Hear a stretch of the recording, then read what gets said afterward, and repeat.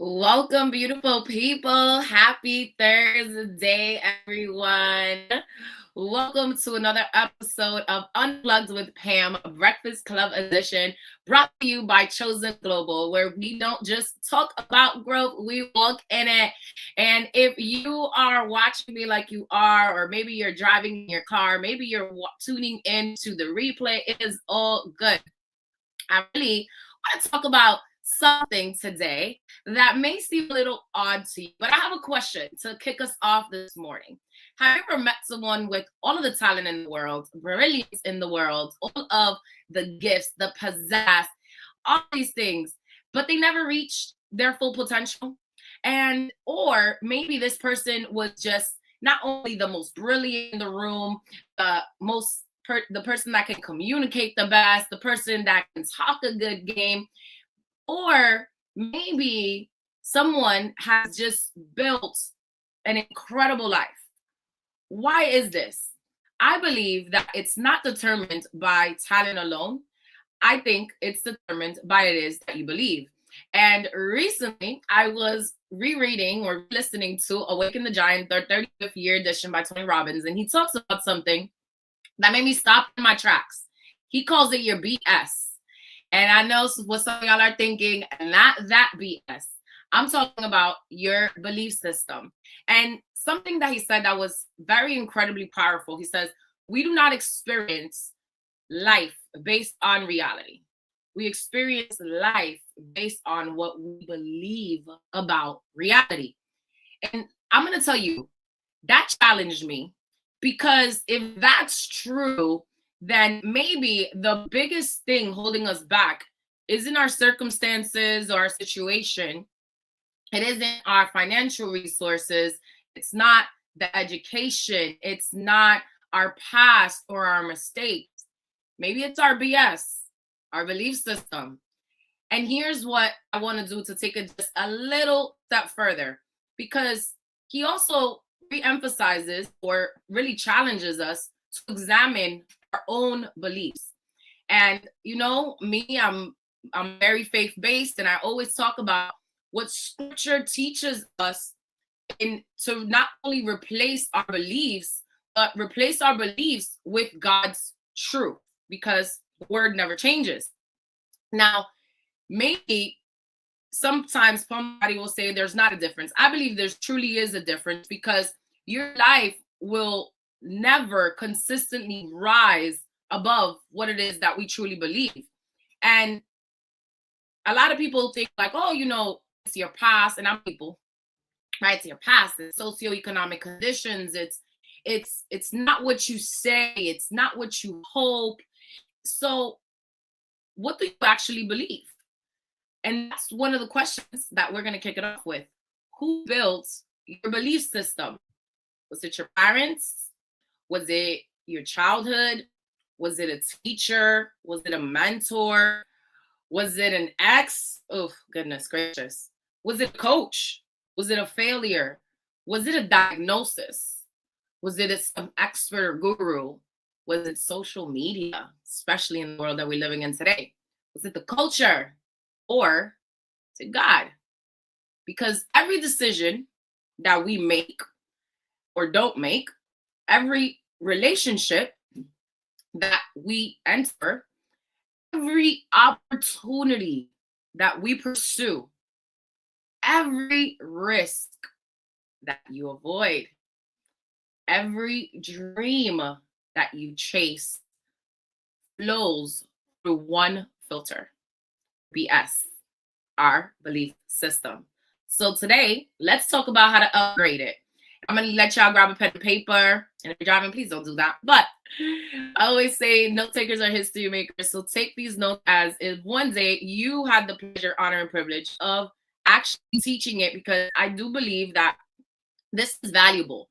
And the very first point is, I think that I had to also check myself, right? And I always, whenever things like this happen, I always like to go inward, because a lot of times we're looking outward for the answers, but it's important to go inward.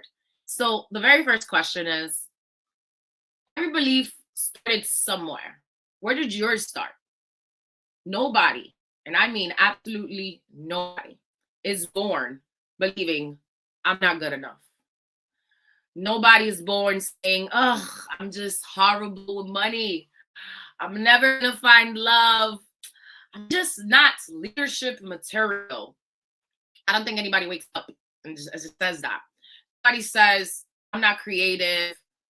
I'm too old. I'm too young. I'm not qualified enough. I'm not pretty enough. I'm not handsome enough." Nobody just wakes up one day and says that. The reality is that those beliefs were actually learned. Now, someone said something to you, something happened to you, a failure occurred, the action happened, something somewhere along the line. And I believe that it's not what's bad is not that those things happened, right? Because they happen to all of us. What's really the issue is that we stopped questioning it. We stopped questioning it and we just kind of gave in to that and started believing it. And we started believing the lies somebody spoke about us. And sometimes those lies is what we're speaking about us just based on mistakes, based on past, based on circumstances. And I challenge us all today because it's important for you to ask yourself. It's not one, it's not so much that you believed it, but when you stop questioning it and you started believing it, that one experience now became your identity. And I talked about this last week. I was talking at the Empowerpreneur Summer Camp. Shout out to Dr. Teresa Isabel and Girls of Color Takeover. Absolutely love y'all. And, I asked the question of, what is your identity? And somebody so confidently raised their hand. I love participation. But I wanted to challenge, and here's where the issue lies. Because it was an adult that actually raised their hand. It was like, "Oh, my identity, I'm a mom, I'm a sister, I'm a daughter, I'm this." I said, "No, it's not your identity. Those are the roles that we play.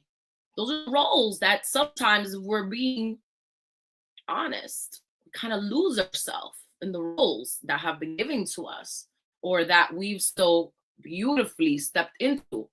And when that one experience becomes our identity, now you're talking about how one opinion became your future, how one person's opinion of you allowed to be your reality, that you allowed to be your truth, and it was never meant to be. So my question then is, who gave you that belief?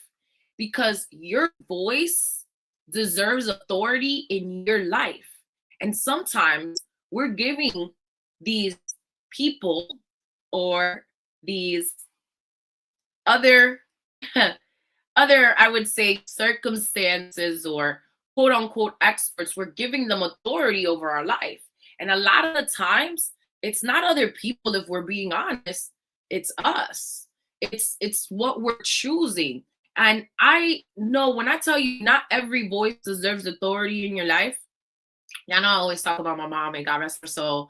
Me and her go together real bad. Like that was my bestie, that was my travel bestie, my business bestie, all of these things. But it wasn't always like that, right? Because come on, we grow up, right? Your parents are not always your best friends, or so you don't think that until you get older and you're being intentional. You're like, man, I got a lot of making up to do. But I can tell you over and over again about working in corporate America and growing up and all of these things, and even in business. And there has been so many moments where someone underestimated me. And I remember being in banking where, I came into the banking. I was very inexperienced. I had shifted from insurance, and I was in insurance for years. And since I was a teenager, as a matter of fact. And when I walked into banking, shout out to my friend Travis, that actually was my client in insurance that got me hooked up in banking. Anyways, never been in banking. Math wasn't even my jam, right? I went to school for political science, business. And yeah, that was not even in in my bingo card. But I remember there was so many times that I am in this corporate world and being honest in this man world. And I remember being in my late 20s and I am like, oh my goodness, what is this? What is going on? I felt so out of place. I felt like I didn't belong. And I remember going home one day after training and I was talking to my mom and I was like, Mom, you know, I love this new opportunity, but if I'm like, I'm a little intimidated because I don't know half of the stuff I'm studying. I got to take these Series 6 and 63 tests and all these things. And, I thought insurance was just everything. I mean, this is just, I don't know if I'm cut out for this. And my mom was like, girl, please, you could do whatever you put your mind to.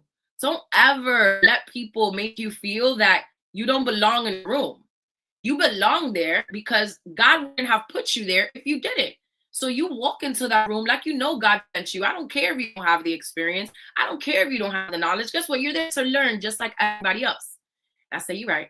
Right? Moms always have that way. But I had to remember more than anything that I had to like ask myself after she asked me this, because parents always have this way of saying things. And I remember that she was like, she questioned me to question my questions. And I had to ask myself, well, whose voice have I been believing more than God? My mom was very, very big on her faith, very big in raising us up to be believers. And it dawned on me that I was like, I'm listening to the opinions, I'm listening, but I'm not so much listening to the opinions of others. I was listening to the little voice in my head that was creating this belief systems like, girl, you don't even dress like these people. You don't look like anybody here in the room. You don't have the skill sets. You don't have the knowledge. And one of my favorite verses, y'all know I always got to refer to it, Romans 12:2. Do not conform to the pattern of this world, but be transformed by the renewing of your mind. And notice that God is saying, start by changing your circumstances. Sorry, God is not saying don't start by changing your circumstances, but God is saying start by changing your mind, because your mindset is where your mind sits, right? Y'all hear me say that all the time. But transformation begins internally before it ever becomes visibly externally. So it's important for you to ask yourself, well, what is it? Whose voice have I been believing more than God's? Whose voice have I been believing that is not only shaping the way that I believe, but it's shaping the way that I show up. It's shaping the way that I walk in my gifts. It's shaping the way that I walk in my calling. It's shaping the way of what it is that I truly believe. So it's important for you to ask yourself these questions. Question your questions. Number 2, your beliefs become your identity, right? And again, there's nothing about people thinking that your role is your identity. But what happens when those roles are no longer there? What happens when the kids grow up? What happens when you leave the job? What happens when you change careers? What happens when you go into your second act or your third act? What happens? Because people consistently act with who in accordance to who it is that they're believing they are. And I absolutely agree, because see, I also love what God does, because God calls people by their future before they even believe it themselves. And we could talk about Abram before he became Abram, Simon becomes Peter, Gideon. We could talk about mighty warriors. Why? Because God always speaks to identity before behavior. And a lot of the times we do the opposite, because we've been operating, we've been behaving in this capacity, we've been behaving in this role. We automatically are like, well, that's my identity. And the reality is that some of us keep introducing ourselves by our wounds, not by our wins. So I love that God introduces us by our calling. So when I left banking, And I was transitioning from being the commercial banker, assistant vice president, and I'm just like, well, what do I do now? Who am I now? And these are questions that not only did I ask myself when I left banking, I had to ask myself that as well during business when I had to pivot during the pandemic and build my personal brand and sit with the questions of, man, what are my gifts and what is my purpose and all of these things. But I understood one thing: my identity had to change. It wasn't about the roles that I occupied or the titles that society gave to me or that I assumed in family. I was more than a godmom. I was more than an auntie. I was more than a friend. I was more than a sister. I was more than a daughter. I was more than a commercial relationship manager. I was more than the assistant vice president. I was more than all of these titles. I understood that I was who he said I was. I'm a child of the Most High God. I have been set apart. I have been chosen for greatness. All of these things. So I'm more valuable than rubies. So when you understand where your identity comes from, you automatically introduce yourself different. You automatically believe in yourself different. And therefore you start showing up differently. Which brings me to point number 3. Your belief is what's writing your story. So, why do I say that? Because 2 people can experience failure. One says, I'm done. Another says, I'm learning. 2 people can experience not having family support. One will harp on it and be like, yeah, I don't have any family, and keep telling themselves that. And one says, I'm so grateful for the chosen family that I've had. And it's not up to my family to support me or my friends to support me. And it's okay because one yes from God outweighs a million no's from man. So you see, what happens is one becomes the victim and one becomes the victor because they're choices. Same event, different belief for a different future because your belief systems, man, they play such a huge part in what it is, in who we become, in what we do every single day. So life is not just happening to you. The reality is we are constantly interpreting it.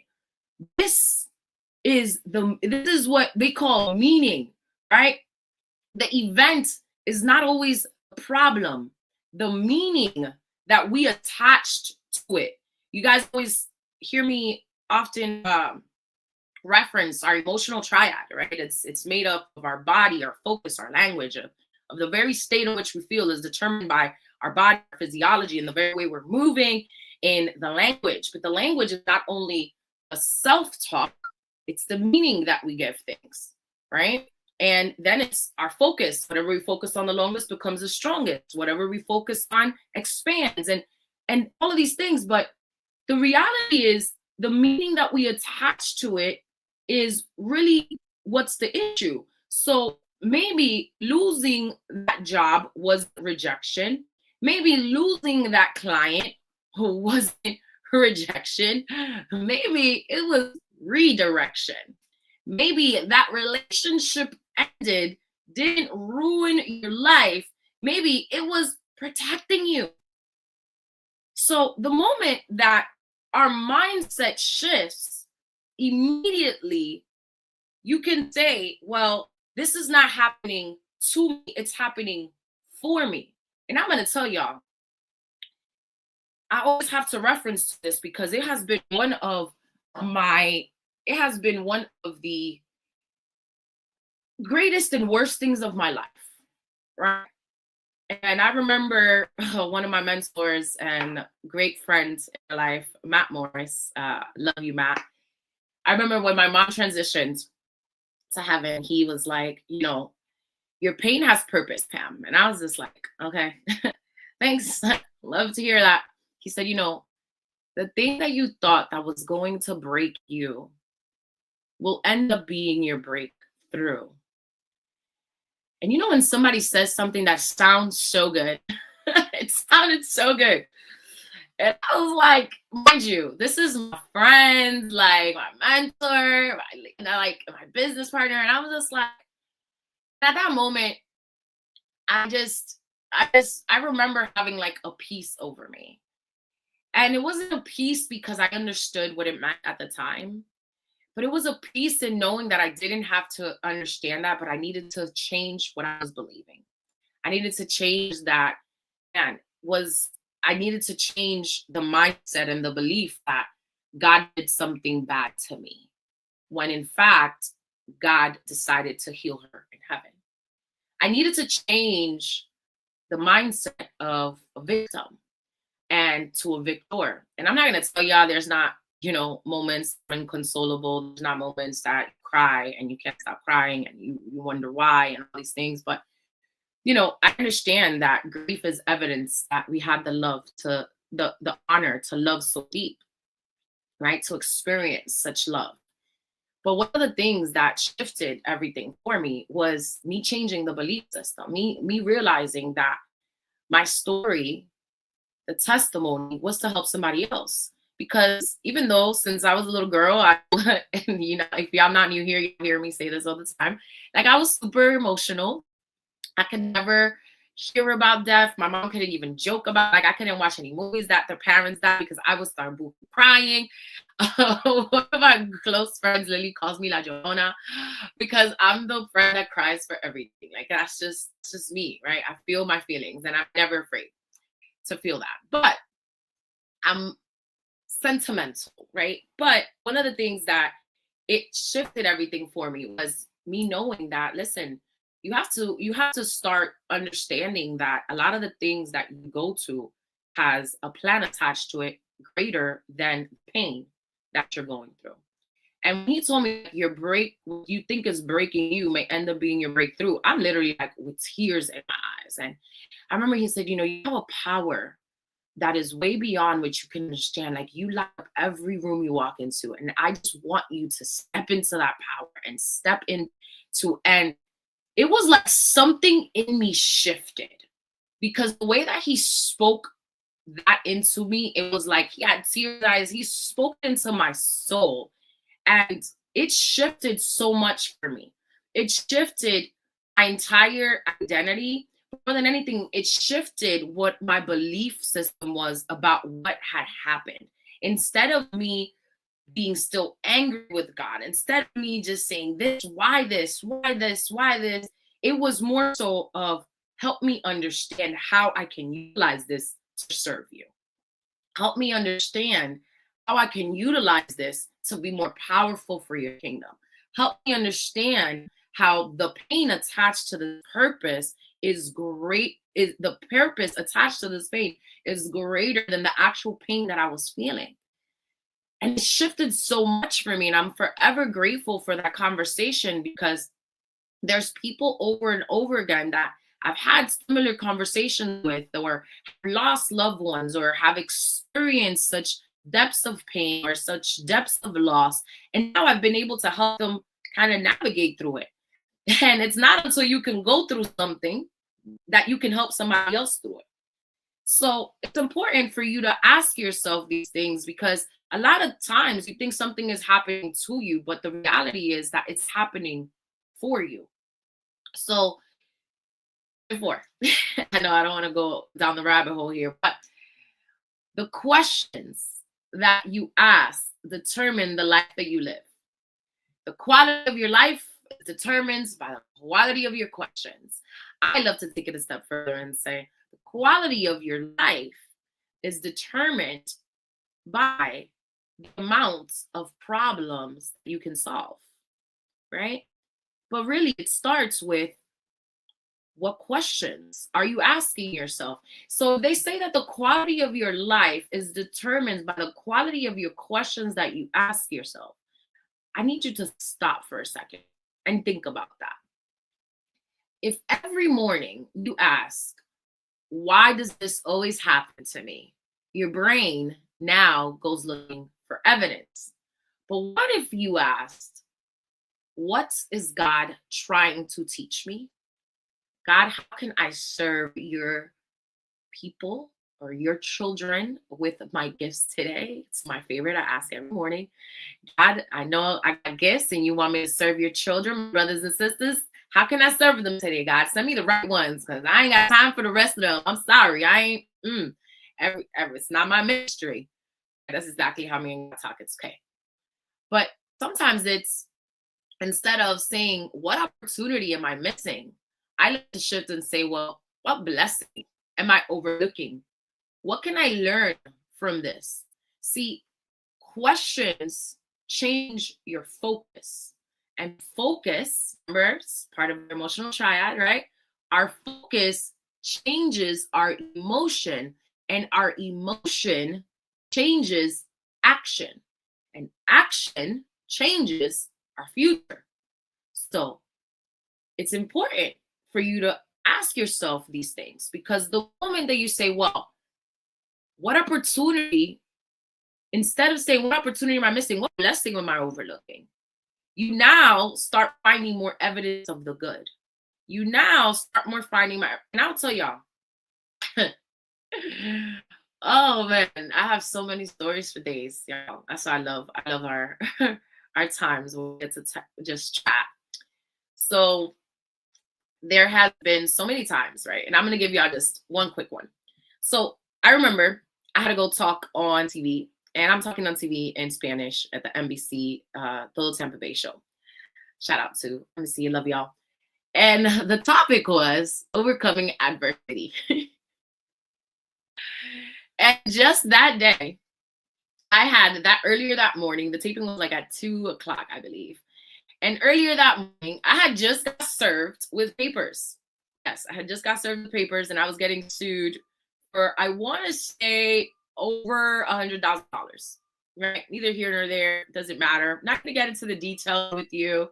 But let's just say I was going through a little adversity. Would you say that getting sued for 6 figures is a little adversity that you may not kind of want to be going through right before you're going to go talk on TV about overcoming adversity? I can't make this up, right? So I was like, yo, God, you funny. You got a real funny sense of humor, because I remember, like, immediately when the thought came into my head, and I'm like, God, why you got me doing this? Like, why? And immediately I was like, instead of why is this happening to me, it was, God, how can I use this to serve? Because clearly you got me on an assignment that's greater than my comprehension right now. And I'm sure later on the dots will always connect when we look back. But right now, your girl needs help. And I remember the immediate peace that I felt. The peace that I felt, because it was no longer about, again, the victim or why this or why that. No. It was more so about, okay, if my questions determine the life that I'm living, it's also because, again, my focus is going to change the emotion. It's going to change what it is that I was feeling, what it is that I was believing, what it is, how it is that I'm showing up. And when I tell y'all girl slayed that interview, it's even pinned on my post, because that's how good we did to it.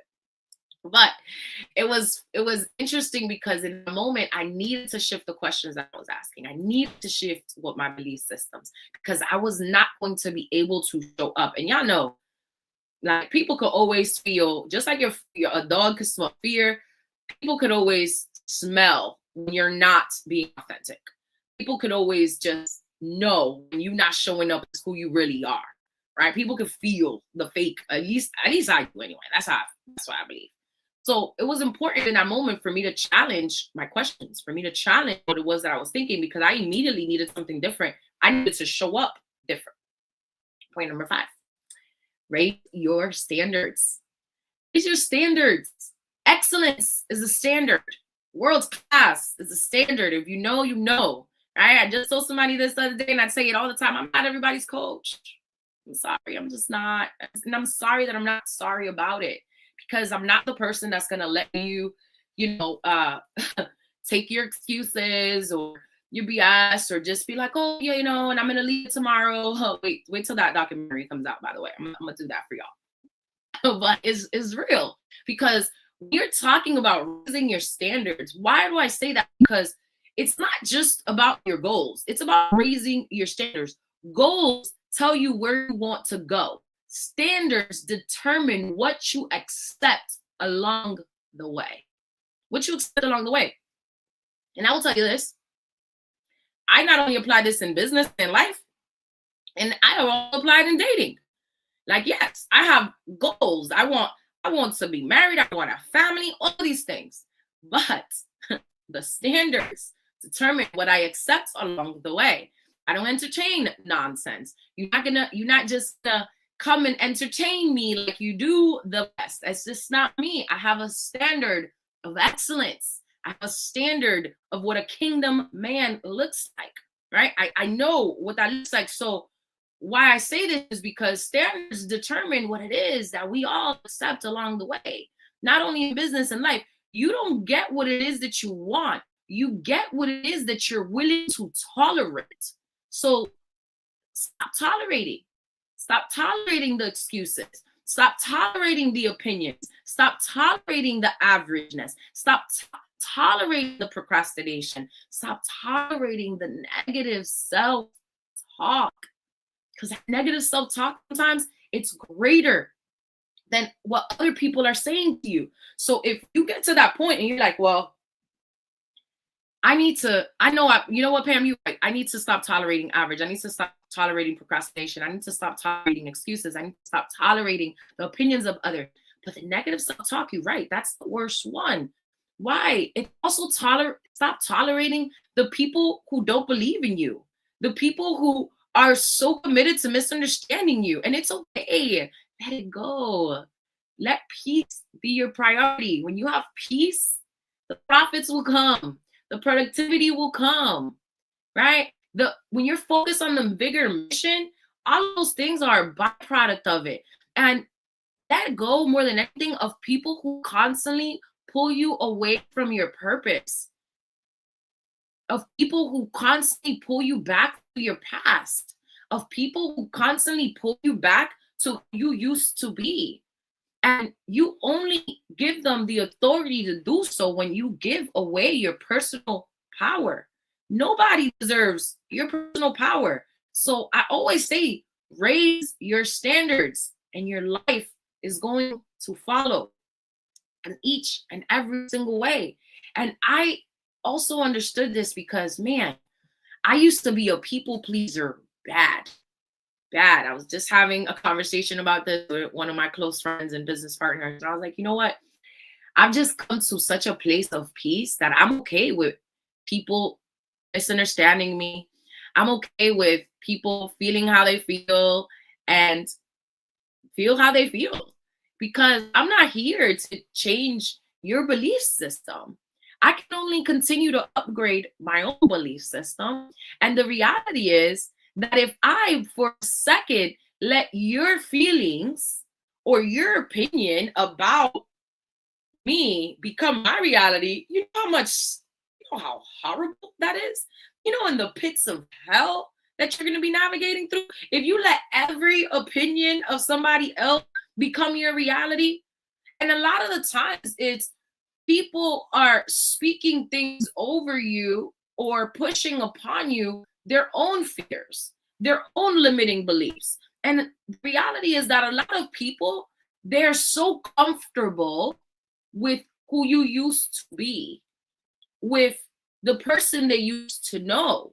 But see, us that are constantly committed to constant and never ending improvement and consistent growth. I always tell people, listen, especially mentees, that, you know, whether they're building business, I said, listen, if you stop building a business, don't forget to not stop building yourself up. Because every day that you are not growing, you're just dying. Every day that you are not saying, hey, let me exercise my mind. Just like this smartphone sometimes makes you make dumb decisions, because is it a smartphone really? Or is it a spend phone? Because you're spending your time scrolling, you're spending your time talking, or you're spending your time doing things that are not conducive, not only to the goals that you want, not in alignment with your purpose, not in alignment with your values, not in alignment with the person that you know you want to become, the best version of you. And it's okay to outgrow identities. It's okay to outgrow people's opinions of you. It's okay to outgrow what it is, because all of these things, they're not necessarily what's best for you. And when you start thinking of, man, who are those people that are constantly pulling me away from my purpose? Who are those people that are constantly reminding me of my past? Who are those people that they just are more comfortable with who I used to be? They're more comfortable with the people pleaser. They're more comfortable with the person that's, oh, gotta defend myself. Man, God fighting my battles. I ain't gotta defend myself from nobody. You think I'm gonna spend time with that when I'm on assignment? You got me up, okay? Not today. So make sure you are checking yourself before you wreck yourself. Raise your standards, not just your goals. Excellence is a way of life. World class should always be the standard. 6, upgrade your BS. Let me upgrade you. So here's what I believe, right? Faith takes this conversation even deeper. So why do I say that? Don't just identify what your beliefs are. Replace them. Because now you have to ask yourself, well, is this belief true? And I'm going to give you a moment to write that down. Ask yourself, is this belief true? Not only is this belief true, but is this belief helping me? Is it helping me? Is it helping me get better? Or is it helping me get bitter or stay bitter? Is this belief helping me? Here's another thing, and here's what I love to ask myself, and you could not if you don't want to, it's okay. But I also ask, does this belief agree with what God says about me? Does this belief agree with what God says about me? And if the answer is no, it does not belong in your belief system. And it's important for you to say, okay, well, for every belief that doesn't belong there, I'm going to replace it with something that does. So for example, replacing I'm not enough with I'm fearfully and wonderfully made. Replacing with I will never change with I can do all things through Christ who strengthened me. Replace I'm too broken with God makes all things new. I'm going to tell you, every single day I have to replace my belief system. Every single day I have to remind myself. Why? Because we all go through things. Just because I have been committed to this and that, and I'm a coach and I'm a mentor and I'm a businesswoman and I'm a community curator and all these things, I love it, but I'm still human. And it's important that when you can challenge your own belief systems and when you can't even find the truth of what God says about you or challenging that belief system, you get around people that can help you challenge it. You get around people that remind you that it's okay not to be okay. That you get around people that can speak life over your life. That you get around people that remind you of your greatness. That you get around people that help you rewrite those beliefs. It's important that you're around the right community. It's important that you are listening to the right things. Maybe you're the person that's like, well, Pam, I don't have friends, and well, you need to change that, right? People like amaze me when I hear people say like, oh, I want to build a business and I want to go impact people's lives, and then they're like, yeah, but I don't know anybody. You're wearing it like a badge of honor. Get outside. Go get outside. And it's not only getting outside of your home, obviously, getting outside of your normalcy, getting outside of your comfort zone, because a lot of the times is not what it's there's, and I believe there's never a lack of resources. There's a lack of resourcefulness. So if you want something, go and get it. If you want something, get around the people that can help you attain it. So stop feeling sorry for yourself. Stop even, and a lot of times people is like, no, I'm not feeling sorry for myself. I'm just saying, I'm just saying the reality is like, people this, people that, and I don't have this support. You even saying that, you're giving that more strength than you think. You're giving it more power than it actually needs. And I tell people this in business all the time. The moment you start changing your thoughts, you will start changing your actions, and you will start changing your life. Point number 7, as we wrap this up. So build a new belief system. Change your BS. How do you change your BS? Step 1. Awareness. Become aware. Listen to yourself. Listen to yourself. What is it that you're always saying? Is it I'm always this? Is it I'm never that? Is it I can't this? Is it I'm just this? I'm just that? What are you saying to yourself? Listen to yourself. Become awareness is key. Because if you're not aware, you can't change what it is that you don't accept. Question number 2. Once you become aware, now you got to question it. Question your questions. I always love saying that. Question it. Who told you this? Where did this belief come from? Where did it come from? Step 3, replace it. Not with wishful thinking. Okay, I know y'all are like, oh, why don't you just manifest on wishful thinking? No. Replace it with truth. With real truth. Real truth. Replace it with truth. My truth is, I'm going to replace it with biblical truth. Right? Because it never changes. Step 4, repeat it. Beliefs are reinforced through repetition over and over and over again. Feed your mind truth daily. Read, pray, study. Surround yourself around people who speak life.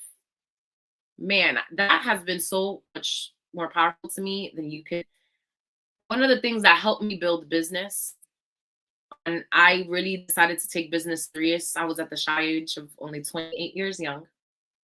And I got around some guys that actually became my mentors.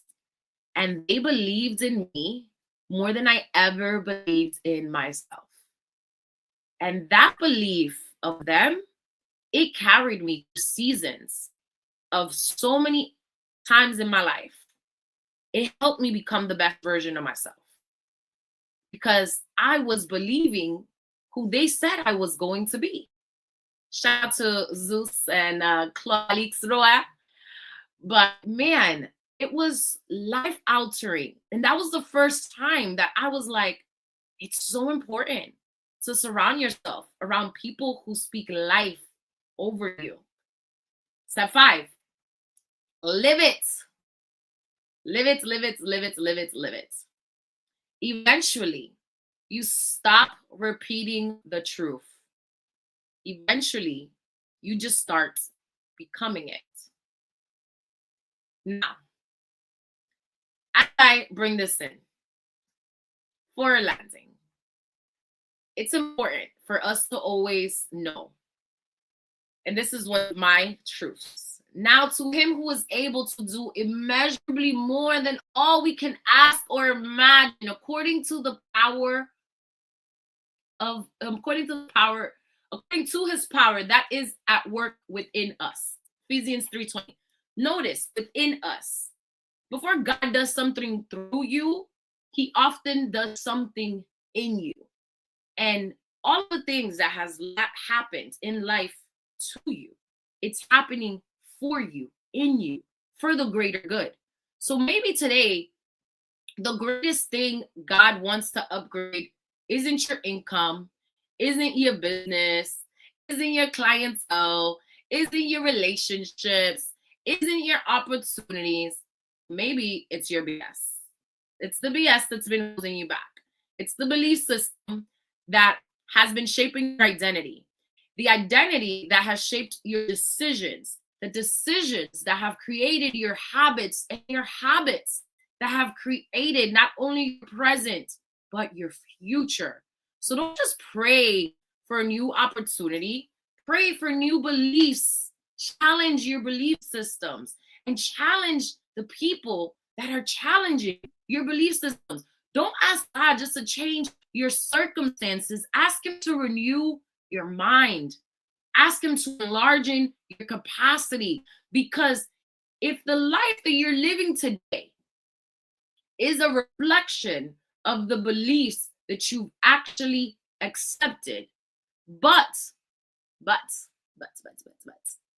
the life God has for you begins the moment you start believing what He says about you instead of what your past, instead of what your hate is, instead of what your pain, instead of what your mistakes, instead of shame, guilt, failure, or people's opinions have been telling you about you.